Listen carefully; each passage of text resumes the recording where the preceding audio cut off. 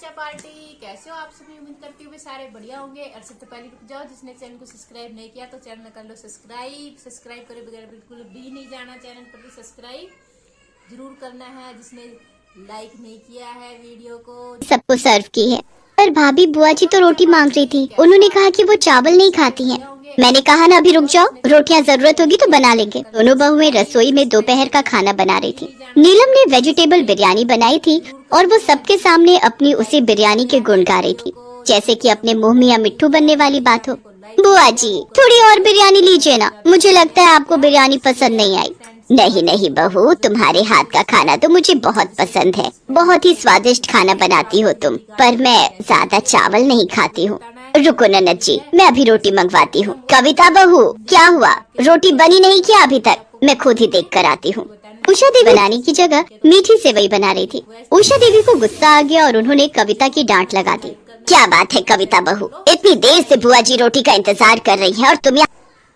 Hello बच्चा party, कैसे हो आप सभी। उम्मीद करती हूँ सारे बढ़िया होंगे। और सबसे पहले रुक जाओ, जिसने चैनल को सब्सक्राइब नहीं किया तो चैनल कर लो सब्सक्राइब करे बगैर बिल्कुल भी नहीं जाना। चैनल पर भी सब्सक्राइब जरूर कर। तुम रहने दो, मैं रोटियां सेक देती हूँ। माँ जी आप बाहर जाओ, मैं जल्दी जल्दी रोटी सेक कर लाती हूँ। पहली बार कविता को एहसास हुआ कि नीलम उसके साथ सही नहीं कर रही है। उस दिन उसने ठान लिया कि वो देवरानी है तो क्या हुआ, पर इस तरह से जेठानी का गलत व्यवहार भी तो वो सहन नहीं कर सकती ना। अब वो चौकन्ना रहने लगी। जब भी नीलम अपने आप को आगे करती तो कविता भी पीछे नहीं हटती, पर वो इस बात का जरूर ध्यान रखती थी कि नीलम उसकी बहन और बेटी उन सबके साथ बाजार गई। उषा देवी की बहन की लड़की किरण की शादी थी, तो वो सब उसी की शादी की शॉपिंग के लिए गई हुई थी। मौसी जी ये लहंगा किरण पर बहुत अच्छा लगेगा। क्यों किरण? नीलम भाभी, कविता भाभी जो प्याजी कलर का लहंगा दिखा रही है वो भी बहुत अच्छा है। आजकल प्याजी रंग बहुत इन है। मैंने बहुत सारी एक्ट्रेस को देखा है, वो आजकल इसी कलर के लहंगे अपनी शादी में पहन रही हैं। इसमें फोटोग्राफ्स बहुत अच्छे आते हैं। एक काम करना किरण, तुम दामाद जी के भी सेम कपड़े ही बनाना, बहुत सुंदर लगेंगे। और वो जो मैंने पार्लर वाली तुम्हें बताई है ना, वो इतना सुंदर मेकअप करती है ना कि तुम बहुत सुंदर लगने वाली हो। सच कविता भाभी, आपने तो मेरी शादी की बहुत ही बढ़िया शॉपिंग करवा दी है। अरे भाभियाँ होती ही इसीलिए हैं कि अपनी ननद का ख्याल रख सके। सच कविता, तुम्हारी चॉइस बहुत अच्छी है। अरे रितु, ये आजकल के बच्चे हैं ना, तो ये हमसे ज्यादा जानते हैं। कविता भाभी आप सामने मेरे साथ उस शॉप पर चलना, मुझे वहाँ से अपनी जीन्स के साथ अच्छा सा टॉप भी लेना है। मुझे धीरज ने बोला था कि अगर हम हनीमून पर जाते हैं तो जीन्स भी आप समझ रहे हो ना भाभी? मैं सब समझ रही हूँ किरण, बहुत अच्छा लगता है ये सब शॉपिंग करना, खट्टी मीठी यादें बन जाती हैं। नीलम बुरी तरह से चिढ़ चुकी थी क्योंकि सब कविता को ही महत्व दे रहे थे। करने लगता है, मम्मी मुझे आइसक्रीम लेनी है। मम्मी मम्मी नहीं लेनी आइसक्रीम, मैंने कहा नहीं। हेलो बच्चा पार्टी, कैसे हो आप सभी। उम्मीद करती हूँ सारे बढ़िया होंगे। और सबसे पहले रुक जाओ, जिसने चैनल को सब्सक्राइब नहीं किया तो चैनल कर लो सब्सक्राइब करे बगैर बिल्कुल भी नहीं जाना। चैनल पर भी सब्सक्राइब जरूर करना है। जिसने लाइक नहीं किया है वीडियो को, जिसने पोयम को लाइक नहीं किया है हिंदी का। हेलो बच्चा पार्टी, कैसे हो आप। बिट्टू वहाँ नहीं था। बिट्टू बिट्टू कहाँ गया? बिट्टू, कविता, किरण, तुम दोनों ने बिट्टू को देखा दुकान से बाहर कहीं जाते हुए? नहीं भाभी, दुकान के बाहर तो हमें बिट्टू कहीं नहीं दिखा। रुको मैं देखती हूँ, क्या पता बाहर खड़ा हुआ। मोबाइल पर एक अननोन नंबर से फोन आता है। हेलो, कौन? चाची मैं बोल रहा हूँ। बिट्टू चाची, मैं अंकल के साथ खड़ा हूँ। अंकल के साथ? बेटा अंकल को फोन दो। जी आपका भतीजा मेरे पास ही खड़ा है, वो बिल्कुल सेफ है, आप इस जगह पहुँच जाइए। सब लोग घबरा कर उस जगह पर पहुंचते हैं जहां बिट्टू उस आदमी के साथ खड़ा था। बिट्टू मेरा बच्चा, तू ठीक तो है ना? हाँ मम्मी मैं बिल्कुल ठीक हूँ। वो एक चोर अंकल मुझे आइसक्रीम दिलाने ले जा रहे थे, मैं उनके साथ जा रहा था, तभी इन अंकल ने मुझे रोक लिया और उसको बिल्कुल ठीक है। वो बदमाश भाग गया, वो तो मेरी नजर पड़ गई और मैंने उसे पकड़ लिया। आपका बेटा बहुत समझदार है, इसे बाकी फोन नंबर तो याद नहीं थे पर हेलो बच्चा पार्टी, कैसे हो आप सभी। उम्मीद करती हूँ सारे बढ़िया होंगे। और सबसे पहले रुक जाओ, जिसने चैनल को सब्सक्राइब नहीं किया तो चैनल कर लो सब्सक्राइब करे बगैर बिल्कुल। और बिट्टू को इसमें बहुत मजा आ रहा था। बिट्टू नीलम के फोन से कविता के नंबर पर बार बार डायलिंग कर रहा था। मजाक मजाक में ही सही, पर बिट्टू को इसी बहाने अपनी चाची कविता का नंबर याद हो गया था। ये क्या खेल बना रखा है कविता? पढ़ने वाला बच्चा है, तुम इसे मोबाइल की आदत डाल रही हो। चलो बिट्टू, पढ़ाई करनी है। याद आ जाता है और वो बहुत शर्मिंदा होती है। उसकी आंखों में आंसू थे। आई एम सॉरी कविता, मुझे माफ कर दो, मैंने तुम्हें समझने में बहुत बड़ी गलती की। तुम सचमुच सबका कितना ख्याल रखती हो। भाभी, आप सबका ख्याल रखना तो मेरा फर्ज है। शाम हो रही है, सब लोग घर आने वाले होंगे, जल्दी से खाना बना लो। मेरे राज दुलारे गुड्डे को भी भूख लगी है। भाभी, मैं सोच रही थी आप जल्दी से दाल चावल रेडी कर लो, मैं गरम गरम रोटी सेक लेती हूँ, फिर हम सब मिलकर आज एक साथ खाना खाएंगे। मौसी जी, किरण, आप सब भी खाना खा कर ही जाना। हाँ बहू, बहुत जोरों की भूख लगी है। नीलम, जल्दी से दाल चावल बना लो। और कविता, एक काम कर बहू, रोटी के साथ साथ ना वो जो तूने लाल मिर्च का अचार डाला है ना, वो जरूर खिलाना, वो बहुत ही टेस्टी बनाया है तुमने। हाँ बहू, जल्दी से अब तुम दोनों कहो भाभी के चावल एक एक दाने खिले हुए बनते हैं। मुझे तो ऐसे चावल बनाने ही नहीं आते। भाभी, मुझे भी इस तरह के चावल बनाने सिखाओ ना, जिसमें एक एक दाना अलग हो। मुझे भी सीखना है। और फिर इस तरह हंसते और खट्टी मीठी बातें करते हुए देवरानी जेठानी दोनों एक दूसरे के गले लग जाते। लो, आलू के पराठे बनाए हैं आज। क्या बात है, मजा ही आ जाएगा फिर तो। जी करता है कि सारे काम छोड़ो और आराम से बैठकर बस ये पराठे ही खाता रहूं। तू भी ना, चल अब जल्दी कर। नहीं, सच में सरिता की शादी किशोर से हुई थी और राहुल उसका देवर था।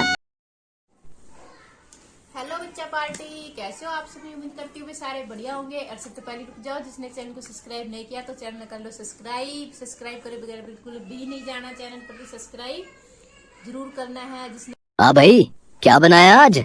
आओ भैया और मिलो वर्ल्ड की सबसे बेस्ट शेफ से, आलू पराठा स्पेशलिस्ट 10 सरिता भाभी से।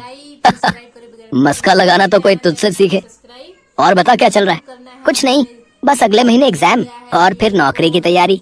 गुड। आज अगर माँ बाबूजी जिंदा होते तो कितने खुश होते।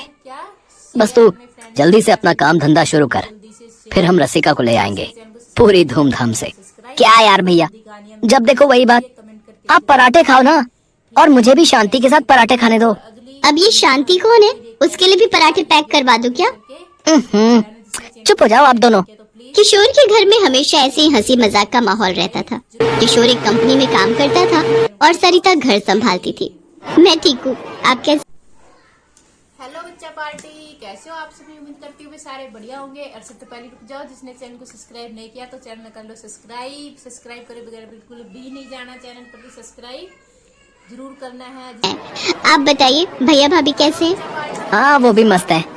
अच्छा रसिका, मैं चलता हूँ, मुझे दोस्तों के साथ फिल्म देखने जाना है, तो मैं लेट हो रहा हूँ। रसिका वहाँ से दुखी होकर घर की तरफ चल पड़ी। दरअसल राहुल और रसिका के पिता बहुत अच्छे दोस्त हुआ करते थे। उन दोनों ने बचपन में ही रसिका और राहुल की शादी तय कर दी थी, पर शादी से पहले ही राहुल के माता पिता का देहांत हो गया।